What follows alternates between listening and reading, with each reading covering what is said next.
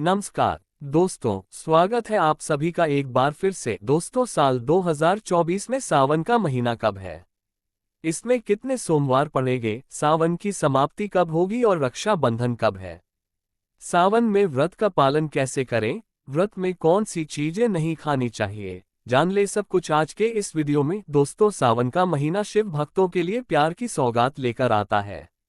यही वह महीना है जिसे हम प्यार का महीना कहते हैं। शिव भक्त बड़े जोर शोर से सावन के महीने का बड़ी ही बेसब्री से इंतजार करते हैं।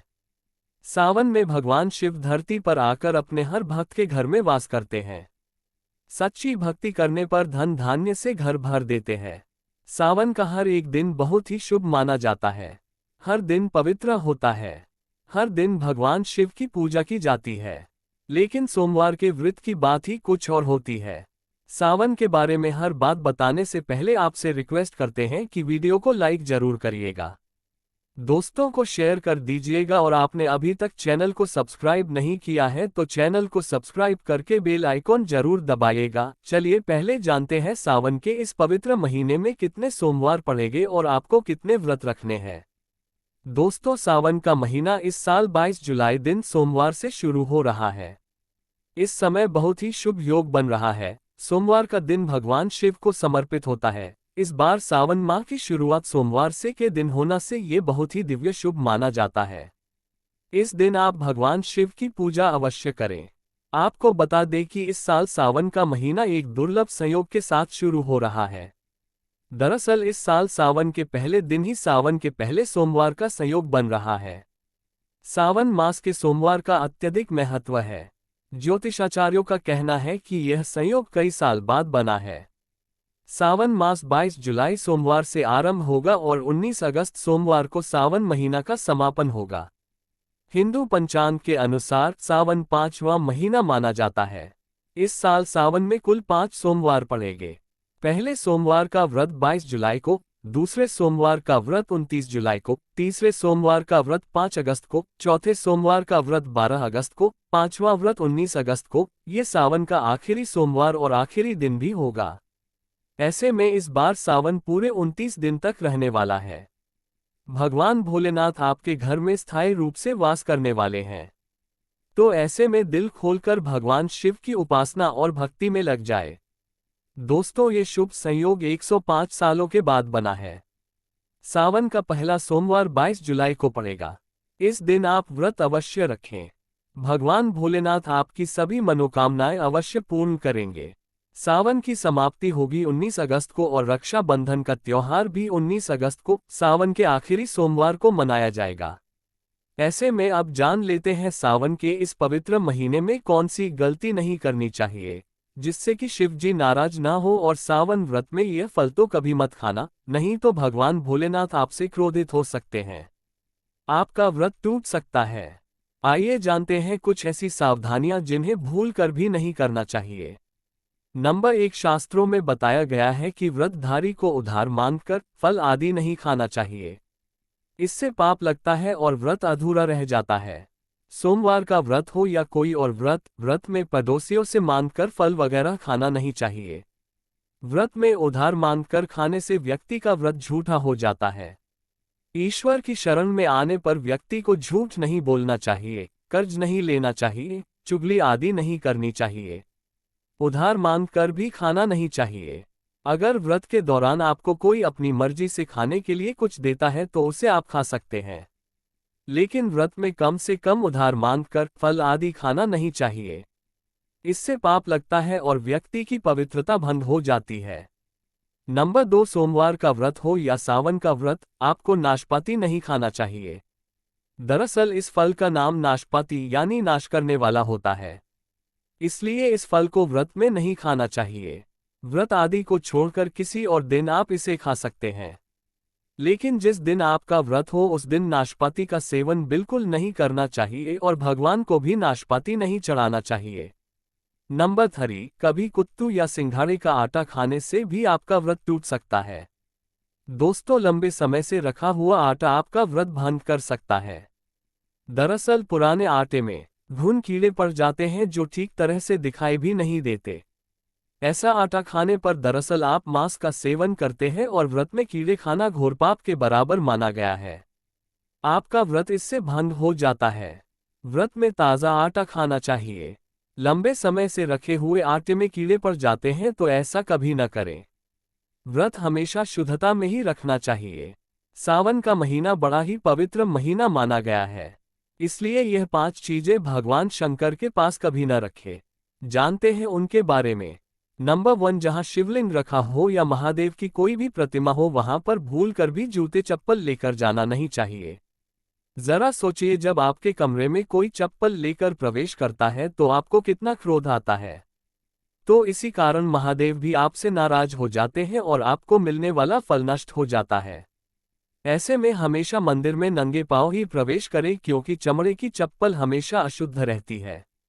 इससे देवशक्ति नाराज होती है। नंबर 2, अक्सर महिलाओं को मासिक धर्म आ जाता है और वह बिना किसी को बताए पूजा पाठ कर लेती है, जो कि शास्त्रों में वर्जित माना गया है। इस समय महिलाओं को जानकर भी अनजान नहीं बनना चाहिए। अगर आपको मासिक पीड़ा है तो घर के मंदिर में या बाहर के मंदिर में प्रवेश नहीं करना चाहिए। इससे देवशक्तियां नाराज होकर आपसे क्रोधित हो सकती है। ऐसे समय में शिवलिंग को छूना घोर पाप के बराबर माना गया है। जरा सोचिए, ऐसी अवस्था में जब खुद महिला को बुरा लगता है तो ईश्वर को कितना बुरा लगेगा। इसलिए महिलाओं को ऐसी अवस्था में मंदिर या यात्रा में जाना, घर में पूजा पाठ करना, भगवान की प्रतिमा को छूना या तुलसी में पानी भी नहीं डालना चाहिए। तुलसी का पौधा भी इससे सूख जाता है। जब देवी शक्तियां नाराज होती है तो लाजमी है कि घर में कंगाली और गरीबी आने लगती है। लड़ाई झगड़े होने लगते हैं, तो ऐसा कभी मत करना। नंबर 3, शास्त्रों में बताया गया है कि जहां होता है शिवलिंग वहां पर सभी देवी शक्तियां सक्रिय रहती है। जिसके घर में शिवलिंग होता है वह व्यक्ति महादेव की कृपा सदैव पा लेता है। वास्तुशास्त्र के अनुसार शिवलिंग से हर वक्त ऊर्जा का संचार होता रहता है। इसलिए शिवलिंग पर जल धारा हमेशा होनी चाहिए, जो ऊर्जा को शांत रखती है। कुछ लोग अपने घर में शिवलिंग तो रख लेते हैं, लेकिन वह कभी हफ्ते में एक बार जल चढ़ाते हैं, जो कि बिल्कुल भी अच्छा नहीं माना जाता है। अगर आप जल नहीं चढ़ा सकते तो आप अपने घर में शिवलिंग भी स्थापित न करें। ऐसा गरुड़ पुराण में बताया गया है। इससे उल्टा घर में विनाश होता है। नंबर 4, शास्त्रों में बताया गया है कि तुलसी और महादेव का बैर माना गया है। इसी कारण तुलसी में शिवलिंग और गणेश की प्रतिमा को नहीं रखा जाता। कई लोग जाने अनजाने में शिवलिंग को तुलसी में रख देते हैं और घर में परेशानी आना शुरू हो जाती है। इससे महाशक्तियां क्रोधित हो जाती है।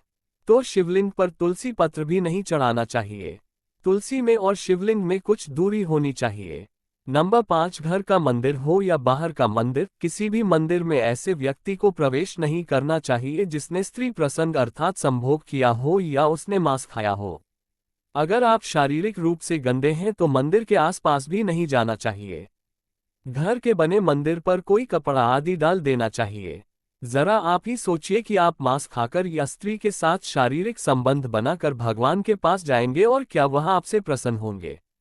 बिल्कुल भी नहीं। वह आपसे क्रोधित हो सकते हैं, आपसे नाराज हो जाएंगे। शास्त्रों में इसे घोर पाप माना गया है। इससे व्यक्ति नरक में जाता है। ऐसा दुष्ट स्वभाव मनुष्य के बर्बादी का कारण माना गया है। तो ऐसा बिल्कुल न करे। ईश्वर के सामने हमेशा नहा धोकर मन पवित्र लेकर ही जाना चाहिए। इससे सभी शक्तियां आपसे प्रसन्न रहती है। दोस्तों, सावन के महीने में महादेव को ऐसे बेलपत्र कभी मत चढ़ाना। इसे बहुत ही अशुभ माना जाता है।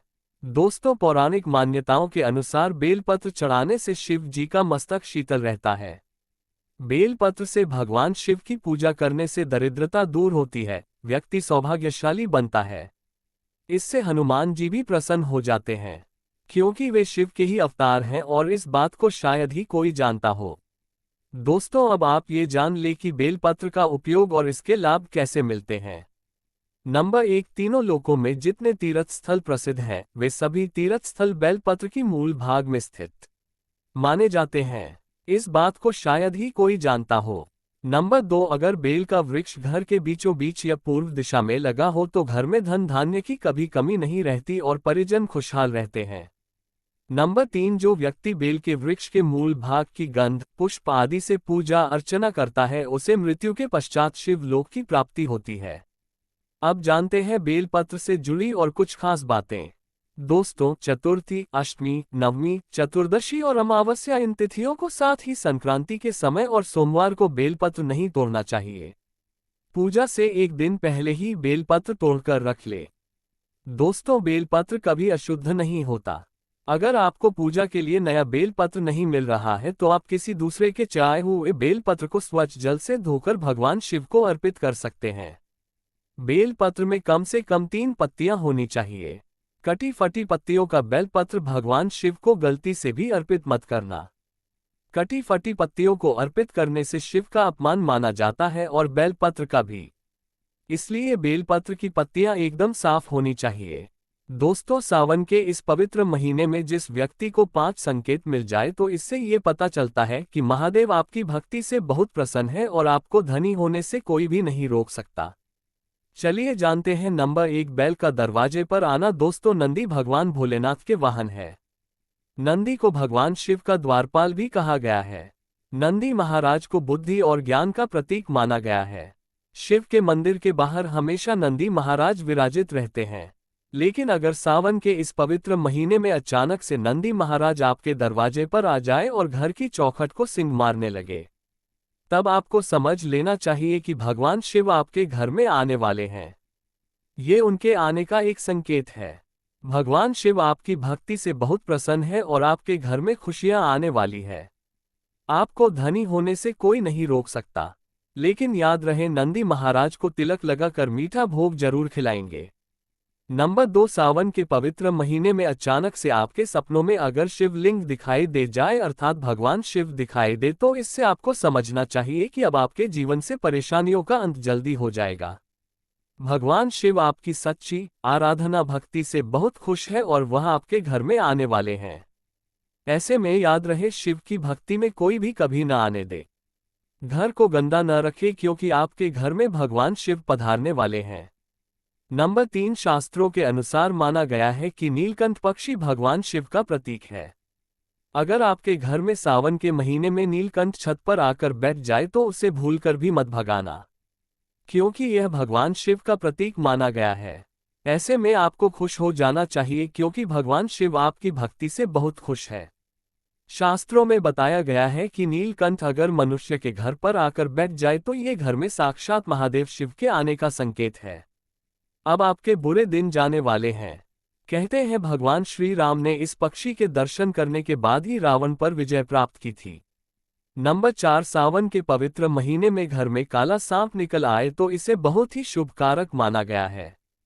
इसे बिल्कुल भी न मारे, ये भगवान शिव की आने का संकेत है। जिनकी भक्ति से महादेव प्रसन्न होते हैं उन्हें महादेव किसी खास अवसर पर अपने दर्शन देते हैं। सावन का महीना बहुत ही पवित्र महीना माना गया है।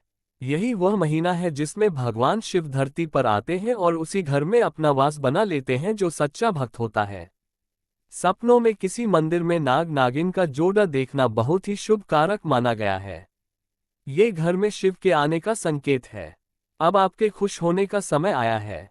नंबर 5, सावन के शुभ अवसर पर सोमवार के दिन डमरू की आवाज या घंटियों की आवाज सुनाई दे तो यह अत्यंत शुभकारी माना गया है। इसका अर्थ यह है कि भगवान भोलेनाथ आपसे प्रसन्न है और जल्दी आपके घर और जीवन में प्रवेश करने वाले हैं, जिससे आपका आर्थिक संकट दूर होकर जीवन में सुख समृद्धि आने वाली है।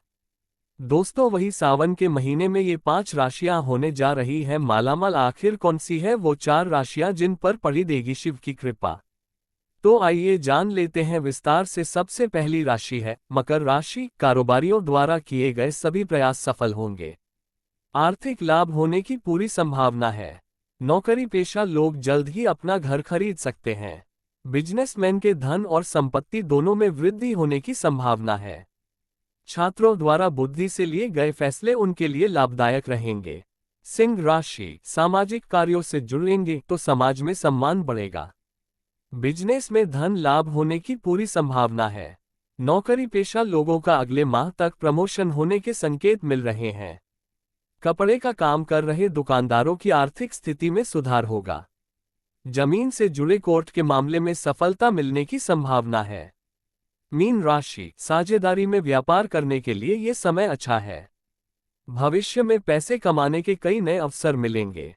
बिजनेसमैन की आमदनी बढ़ने से जमा पूंजी में वृद्धि हो सकती है। नौकरी कर रहे लोगों की इनकम में इजाफा होगा। शेयर बाजार में इस समय पैसे लगाने से लाभ हो सकता है। मेष राशि, घर में मांगलिक कार्यक्रम के योग बन रहे हैं। शादीशुदा लोगों को जीवनसाथी से मनचाहा उपहार मिल सकता है। हेल्थ, कला, खेल और मनोरंजन के क्षेत्र में काम कर रहे लोगों का प्रमोशन हो सकता है। हालांकि जिम्मेदारी बढ़ने के साथ साथ सैलरी बढ़ने की भी संभावना है। धनु राशि, व्यापारियों द्वारा जमीन व मकान खरीदने की दिशा में किए गए प्रयास सफल हो सकते हैं। न्यूली मैरिड कपल के रिश्ते में प्रेम बढ़ सकता है। नौकरी पेशा लोगों के आय के साधन बढ़ सकते हैं।